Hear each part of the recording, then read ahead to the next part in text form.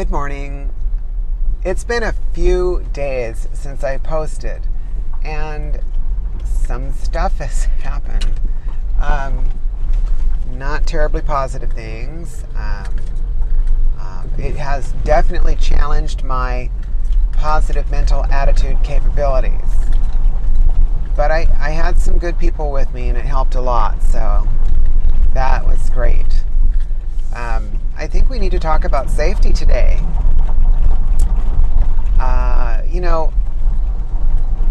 We often fear what will happen when people find out about us or something in public, and if they freak out and if they get angry or whatever. I live in a place where it's really quite no big deal. In Northern California, typically, no problems. My experiences aren't about people discovering transness. Mine is just from the woman's perspective. I don't know. It was interesting. So a couple things happened. Actually, 4 things happened. The first of them was I was out with friends having dinner, and we all left kind of on the later side. We got out to our cars, and somebody had smashed the windows out of my car. So you can see the plastic in the back. A couple windows are smashed out. I guess they saw this backpack I had laying in the back. It's like a nothing, it's like a garbage backpack. I don't know, this isn't garbage. It was okay. It was like a $50 backpack or something. There was nothing exciting in it. I mean, hand warmers and a parka. Some of those plastic, rain poncho deals. A bunch of batteries that were so old that they had corroded inside their own package. Some Kleenex. I don't know. Some stuff. Nothing exciting. And that's what they took. Now here's the funny part. There was a cash register, a big case that looked like a rifle case, but it had a bow and arrow, a vintage Martin Warthog bow and arrow in it that I'm gifting to a trans friend. There's a trans man of mine who's of mine. I own him. He's mine. No, he's not mine. He's married. Little bastard. He's cute, furry, fuzzy, and adorable. And I'm going off a track here. So there's a trans man I know who I'm gifting some guy stuff to, which is this vintage Martin Warthog bow. Just is gorgeous in this, vintage case and everything. It's awesome. I used to when I was a kid, I loved Dukes of Hazzard, and so I had, that's the actual one, that's the exact one that they used on the show, where Bo and Luke would, shoot dynamite and stuff at things or people or whatever. I don't know. So I had one. It was interesting. It was neat. I'm like, oh, cool, Dukes of Hazzard stuff. So I'm gifting that to him. That was in the car. They didn't take that. There was another backpack in a laundry basket. They didn't take that. And I'm glad, because it has like my deodorant, underwear, and stuff in it, just in case. Toothbrush, toothpaste, Yeah,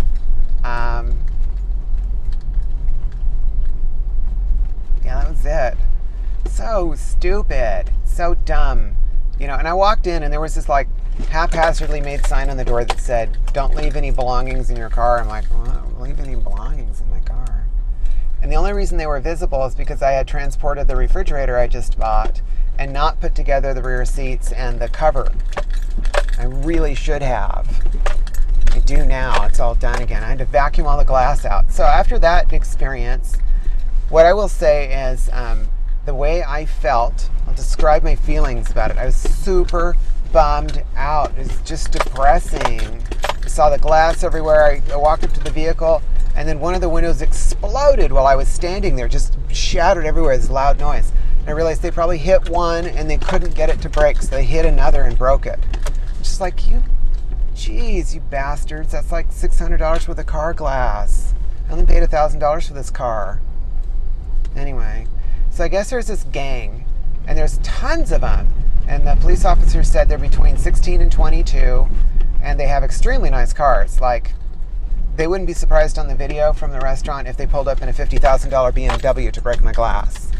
It's like, nice. They called it a money gang.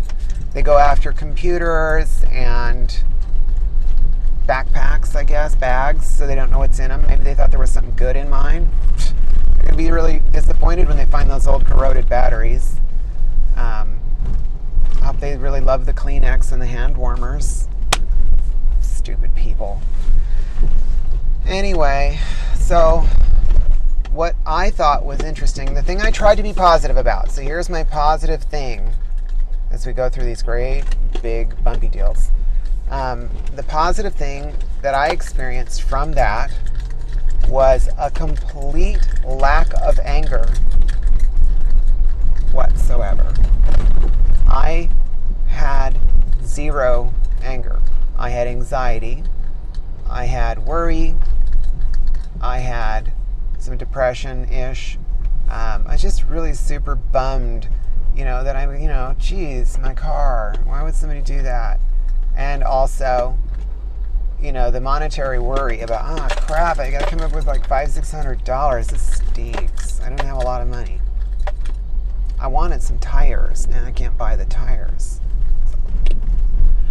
So, and then my friend and I were the last two in the parking lot hanging around because she was kind of moral support for me, and I realized the road is bumpy. I realized we're standing around in this parking lot, it's really late, and what if they come back through or something? I don't want to be standing around. So I said, oh my gosh, we gotta go. Let's go. Let's get out of here. Let's get in your car. Get in your car. Let's go, And I don't want to be here anymore. It's worrying me. So I had to go back to where I work to pick up some supplies to cover the windows with plastic. So I went back to my office and unlocked the place and found a roll of some plastic that would work, and a tape gun and a razor blade. And then I got out the vacuum cleaner from the office.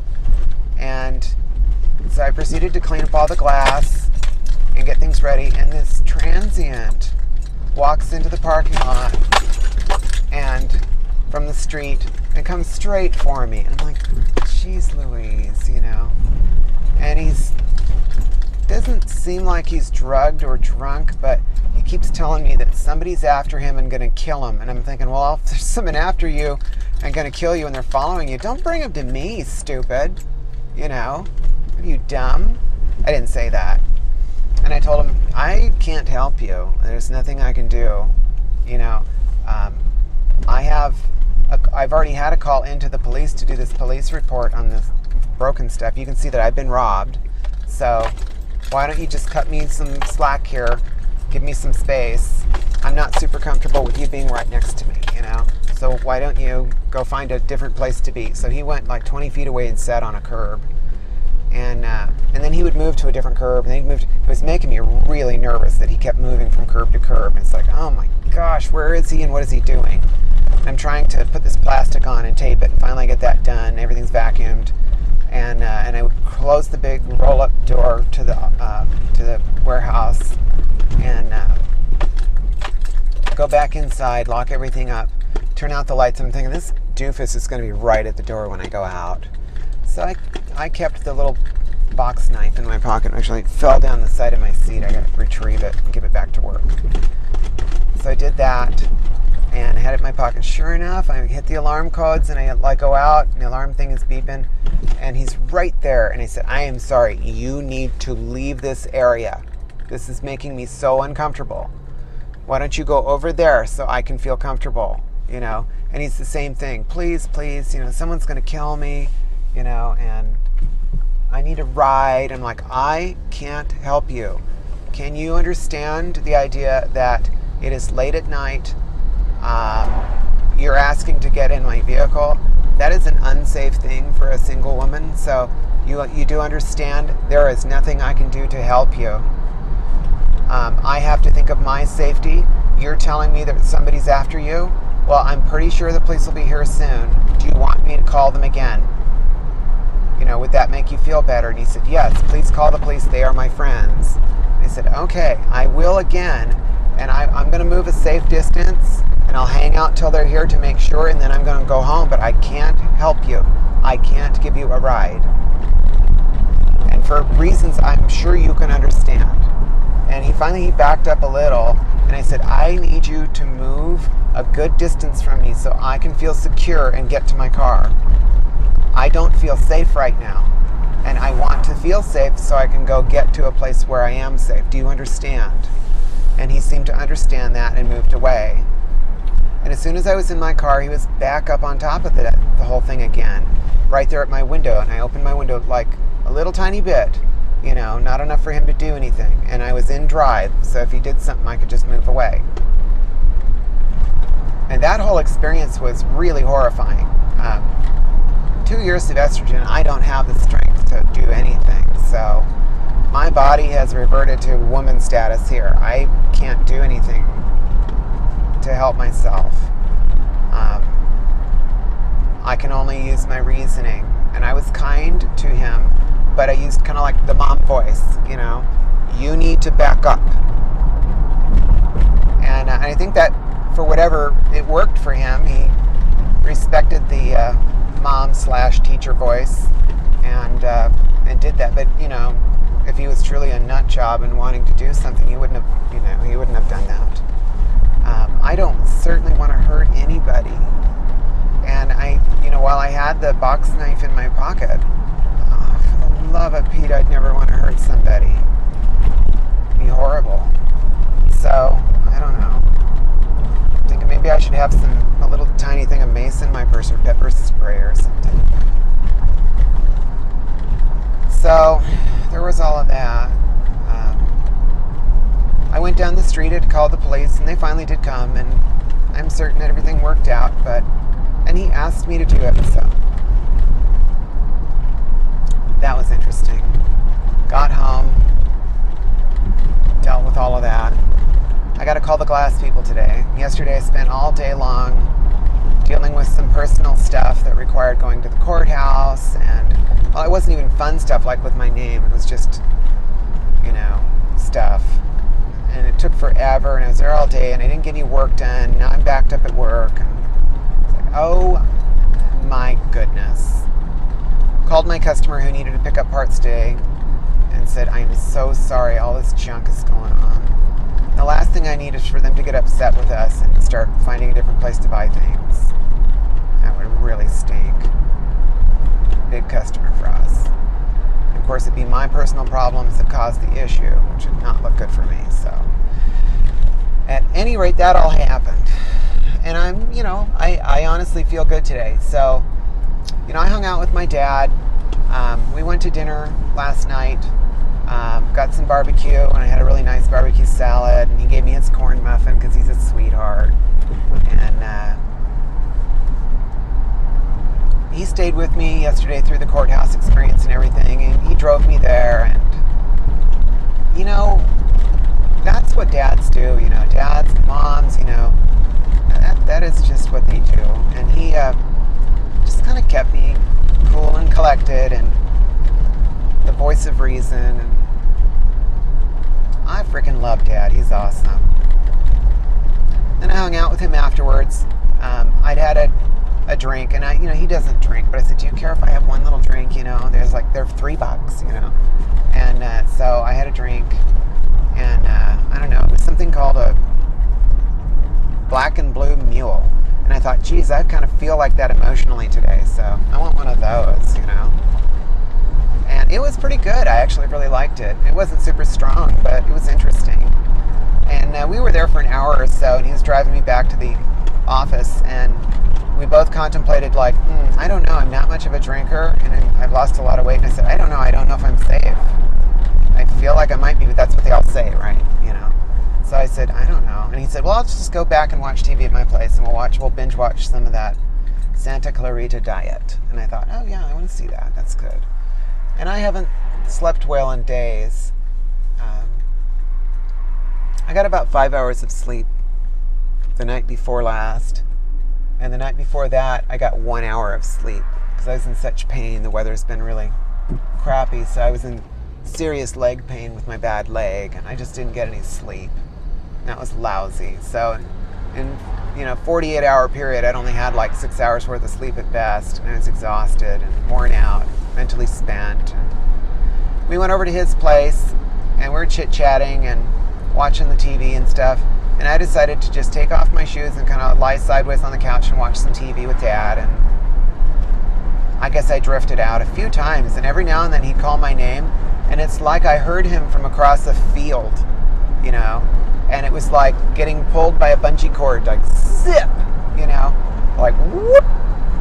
And all of a sudden I was there awake, and I was like, hey Dad, I heard you from a long way away. What happened, And he was like, well, that was weird. And it happened a few times.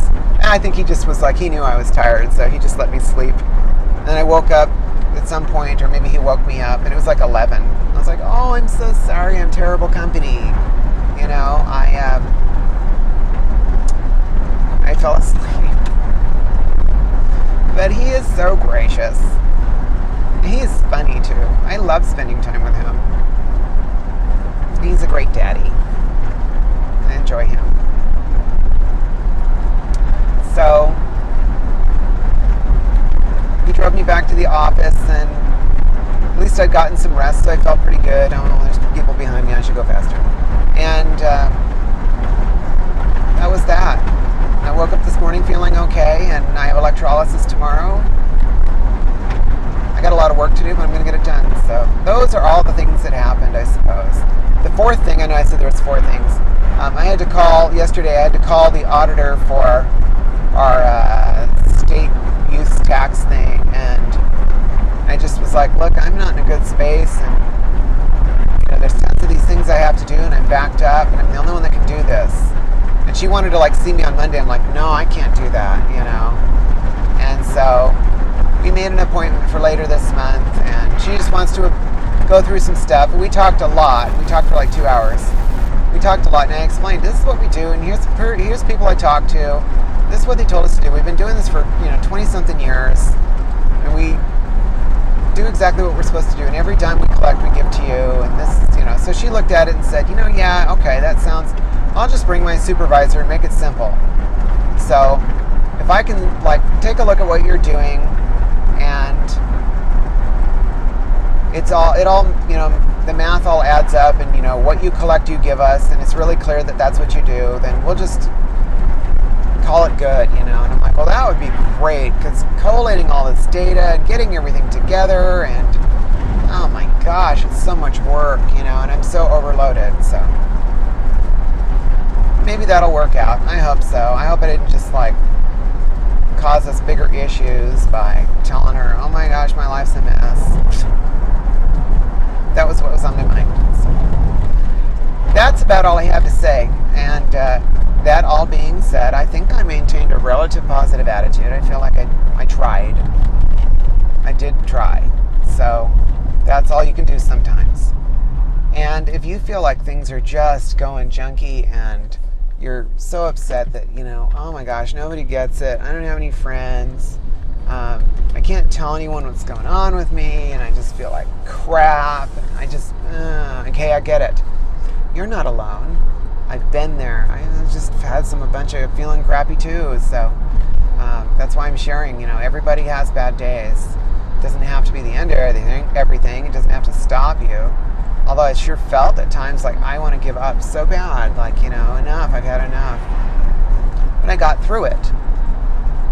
And I got through it with the help of some very, very important people in my life. So developing those friends is important. And those people often come from places places that I visit that are trans-related, or groups, or the LGBT center people, or that sort of thing. And that's been a very important part of my journey. So I'm urging you to do the same. And a good place to start, and where I started, was transgenderpulse.com. I actually went to their resource page and looked up a therapist in my area, and that was the best thing I ever did for myself. I recommend you do that as well. If you don't have a therapist, please go get one. It's a treat for yourself. Just do it. You are worth it. Do you understand? You are worth it. So there's also fantastic people there. If you want to share your experience or ask questions about yourself that they could kind of chime in on, that's what they're there for, and they would love to. So I think that you start there. That's a good place. Going to your local LGBT center is another one. Sometimes they have game nights. You can go play bingo or something, or just hang out with a group and talk or not talk. And if you're really struggling so bad that you just don't feel like you can go on, there are more resources there on transgenderpulse.com for suicide hotlines. You don't have to be on the edge of it. You know, maybe you just really need to talk and say, look, I've had these dark thoughts. They're passive, but, you know, they're kind of, this whole thing is just so much. I mean, I don't know. I don't want to get in trouble with myself. They will talk to you. They won't judge you. They will talk to you and help you with that. So by all means, use the resource. It is there. That's why it's there. Remember, you're not alone. I'm here too, and I'm going with you on this whole deal. So remember, I care. And it is Friday, so TGIF, right? So it's fantastic. I am looking forward to it. Got to do some laundry.